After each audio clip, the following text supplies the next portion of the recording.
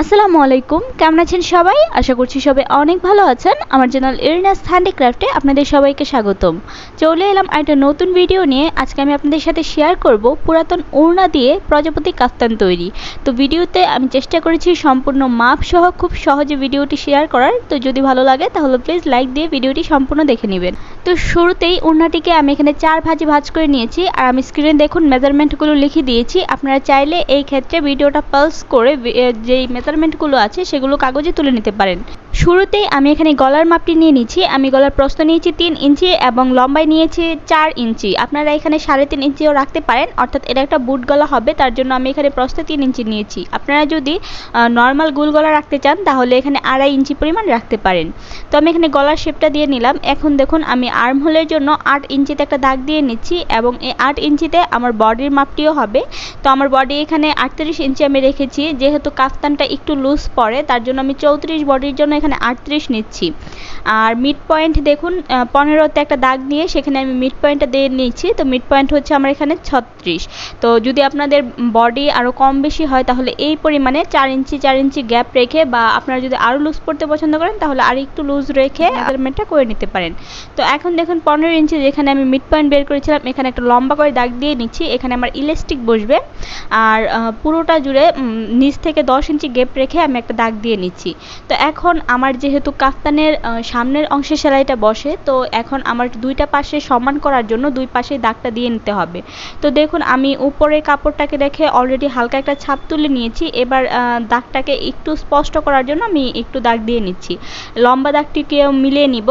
তো এখন উল্টা প্রেসটে করে এখানে আমি ইলাস্টিক বসিয়ে নিব। অবশ্যই মনে রাখবেন কাফতানে আপনি যে দাগটা দিবেন সেই দাগের উপর দিয়ে কিন্তু আপনার সেলাইটা যাবে। এবার আমি গলা এবং কাঁধের অংশটাকে কাটিং করে নিয়েছি। আপনারা এখানে চাইলে কাঁধের অংশটা কাটিং না করে শুধু গলার অংশটাকে কাটিং করতে পারেন, তবে আমি সহজের জন্য এখানে গলার অংশটাও কাঁধের অংশটাও কাটিং করে নিয়েছি। তো এখন আমরা গলার জন্য পট্টিটা বের করে নিব। যেহেতু আমার এক্সট্রা আর কোনো কাপড় নেই, আপনারা চাইলে এখানে আলাদা যে কোনো কাপড় দিয়ে যদি আপনার পাইপিং দিতে চান তাহলে সেই কাপড় দিয়ে গলার পট্টিটা তৈরি করে নিতে পারেন। বাট আমি এখানে গলার যে কাপড়ের অংশটা যেটা আমরা কেটেছি সেখান থেকে গলার পট্টিটা তৈরি করে নিব। তো আমাদের টোটাল গলার লম্বা হয়েছে 6 ইঞ্চি। তো এখানে যেহেতু 4টা ভাঁজ আছে তো আমাদের 6কে 4 দিয়ে করতে হবে, তো 4 6 24 ইঞ্চি। তো এখান থেকে আমি ছোট ছোট পিস করে নিব এবং পরবর্তীতে এগুলো একসাথে জুড়ে দিয়ে আমরা 24 ইঞ্চি একটা কাপড় বের করে নিব।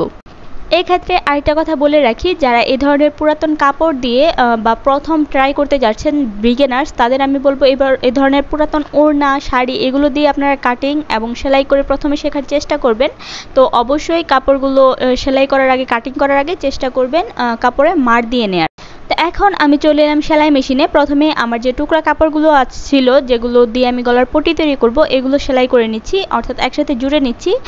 আমি এখানে চেষ্টা করেছি যত সহজে কাজটা করা যায়। আপনারা যদি এইভাবে পট্টি তৈরি করে কাজ না করতে চান, কিংবা আলাদা যেভাবে আমরা নর্মাল জামার ক্ষেত্রে আলাদা আলাদা পট্টি তৈরি করি একটু বড় করে সেভাবে করতে চান, তাহলে সেক্ষেত্রে আপনার আলাদা যে কোনো কাপড় নিয়ে সেমভাবে করে নিতে পারেন। তো এই যে আমার পুরো কাপড়টা 24 ইঞ্চি থেকে একটু বেশি আছে, তবে আমি এটা এখন কাটিং করব না। আমি এটাকে প্রথমে গলার সাথে জুড়ে নিব, তারপর যতটুকু অংশ বেশি হবে সেই অংশটুকু কাটিং করে নিব। তো এখন পট্টির কাপড়টাকে সোজা পৃষ্ঠে এনে আমরা 2 ভাঁজে ভাঁজ করে নিব এবং এই ভাঁজ থেকে কিনার দিয়ে একটা সেলাই বসিয়ে দিব।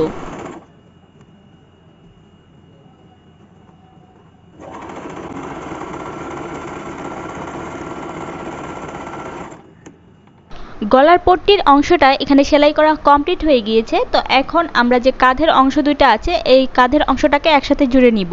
তো কাঁধের অংশটা জোড়া হয়ে গেলে তারপর আমরা গলার সাথে পট্টির কাপড়টা অ্যাটাচ করে নিব। তো যারা কাঁধ কাটিং করবেন না তারা এই অংশটা তো স্কিপ করতে হবে, তাদের এখানে কোনো সেলাই নেই, তারা সরাসরি গলার সাথে কাপড়ের যে পট্টির অংশটা আছে সেটা অ্যাটাচ করে নেবেন।